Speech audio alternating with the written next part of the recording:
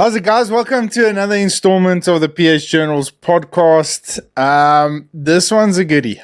It's been it's still kind of in the show template and theme for the month of January and February, but this one gets a little bit more personal. So yeah, I'm excited to take you guys along for the ride.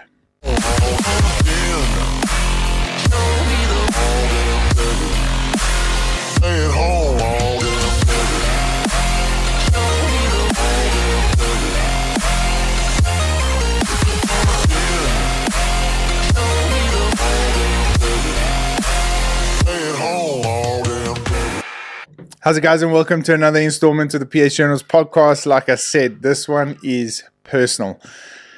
This podcast this week, there's been a lot of controversy online from my good friend Wayne Dill and the guys at shots.The about professional hunting.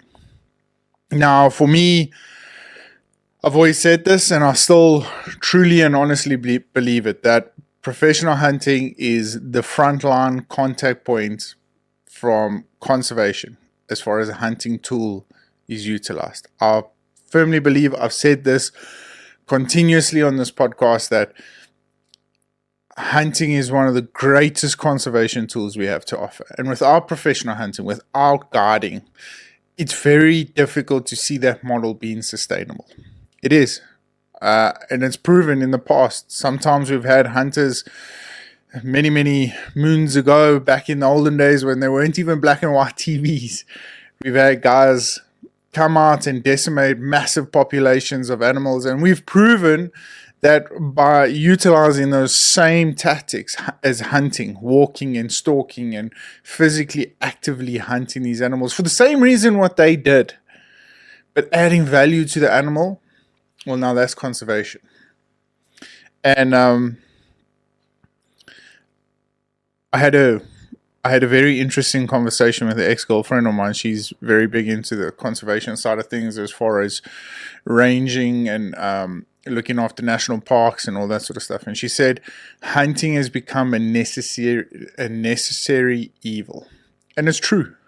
A lot of us, myself included, don't actually enjoy the kill. We enjoy the journey along the way, and we enjoy what fruits and benefits we get from these animals. But at the end of the day, it means that you would have to take an animal's life. And for some of us, that's a very difficult thing to fathom. And me as a professional hunter, I've seen death for a very long time. And I'll be honest with you, that sometimes it does get easy. Sometimes it gets hard.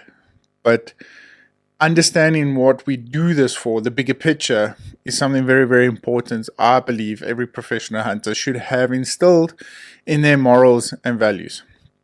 So anyway, without tangenting off too long, I wanted to address the elephant in the room. I wanted to address what Wayne and Sean from Salt Lake Outdoors had a conversation about on their podcast.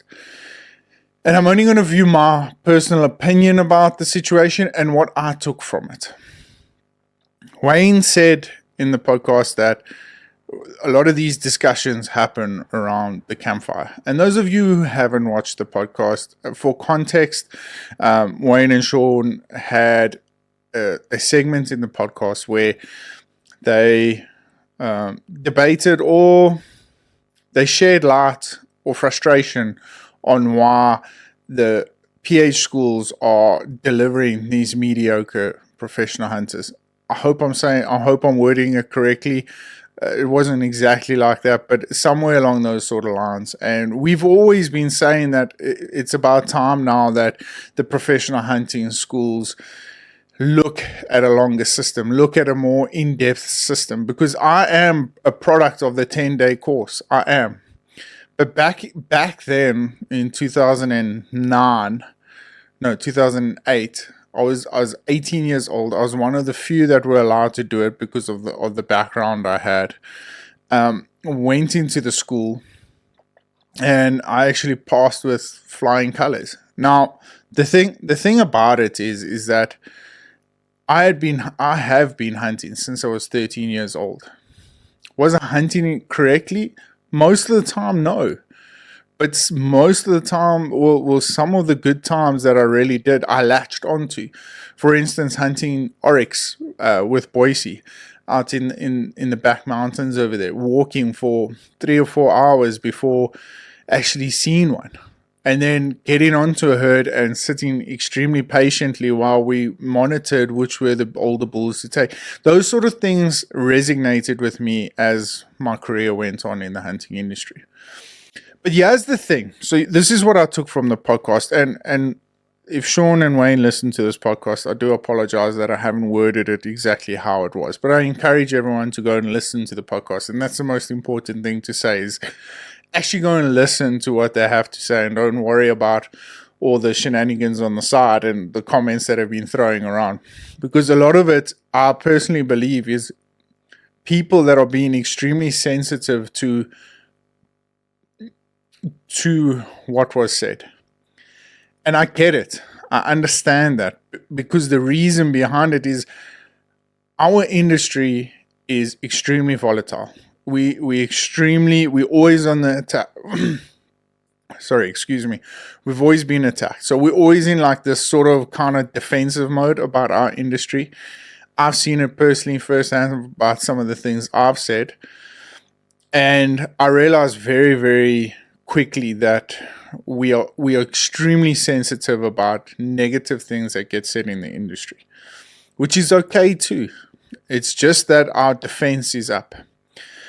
But what I took from it and what I've seen in the past is that there is without a doubt that South Africa is home to some of the most incredible professional hunters out there. And I speak for the vast majority of what I have seen. However, with every industry, you are going to get a few bad apples, a few young individuals that are going to be pressurized by the seniors or the above powers that be, outfitters and stuff, into doing the incorrect things. I was one of them. I'm a product of that. I was forced into positions that felt uncomfortable. I didn't want to do majority of the time. But I understood that if it wasn't done, you don't bring value to that company, and that company won't look at you anyway further. I understood that. I understood that I was going to have to, at some point, sacrifice my morals and values and what I believed as a good professional hunter would have, because I learned from extremely talented, Wayne was one of them. I learned from extremely talented professional hunters. I really and truly did. I had the older generation that flew the flag, like Uncle Jerry Phillips, Ashley King, just to name a very few of them. Bruce Nyland, all of them.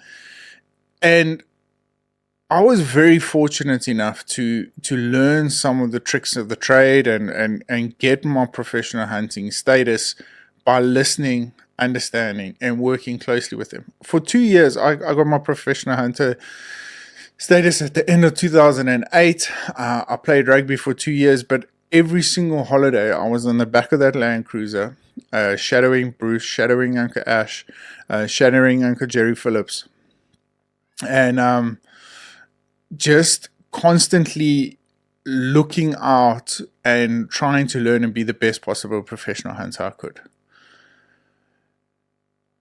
I don't want to discuss this topic too long because there is quite a nice structured podcast that I thought I would dive into, but I think this brings quite a large bit of context to the topic of discussion for today. And what I took from the podcast with Wayne and Sean was that the industry is being diluted. The industry is being, it's become too easy. Well, it hasn't become, but it is too easy now to become a professional hunter. And the reason for that is that there are more professional hunting schools that are putting up more amounts of individuals. And there's been a lot of comments around this saying that, yeah, but the good professional hunters will only see it out for 10 years. But what scares me, and this is what I took from the podcast, is that the good professional hunters will see out 10 years, 100%. But they need the opportunity to get to 10 years. And with this dilution of young individual hunters that call themselves hunters, that have got eel practice, that are willing to take 800 Rand per day for day fees, that are willing to dilute themselves, devalues the industry in such a way that those very good professional hunters will get worked out the system because they aren't willing to lapse on their morals and values that they have built up. So I kind of sat in a very unique position when I listened to the podcast. I was like, I get what these guys are saying and I understand it. I've said it in the past as well. I think that we are just a little bit too sensitive about the industry as a whole.